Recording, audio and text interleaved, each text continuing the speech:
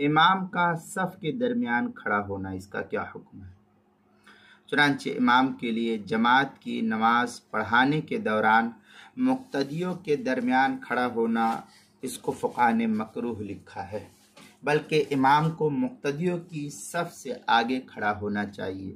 جگہ کی تنگی ہے تو حکم الگ ہے، لیکن پھر بھی حکم یہ ہے کہ امام کچھ نہ کچھ آگے کی طرف کھڑا ہو، تاکہ جہاں امام کی ایڑی ہو وہاں سے مقتدی کا قدم شروع ہونا چاہیے، اتنا کم سے کم فاصلہ رہنا چاہیے، تب نماز صحیح ہوگی مقتدی کی، ورنہ نہیں ہوگی۔ اور اگر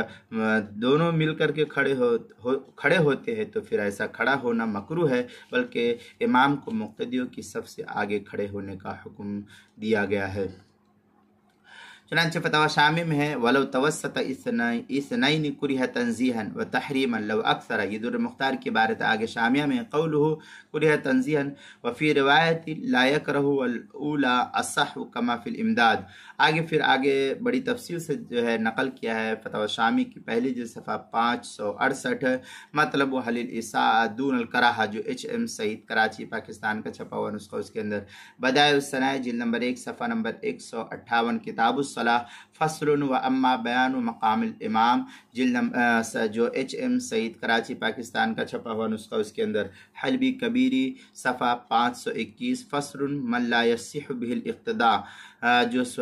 الاقتداء به، جو سہیل اکیڈمی لاہور پاکستان کا چھپا ہوا نسخہ، اس کے اندر اسی طریقے سے نماز کے مسائل کا انسائکلوپیڈیا جلد نمبر 1 صفحہ نمبر 157، حروف تہجی الف، عنوان ہے امام کا صف کے درمیان کھڑا ہونا، اس کے تحت جو ہے اس مسئلے کی وضاحت نقل کی گئی ہے۔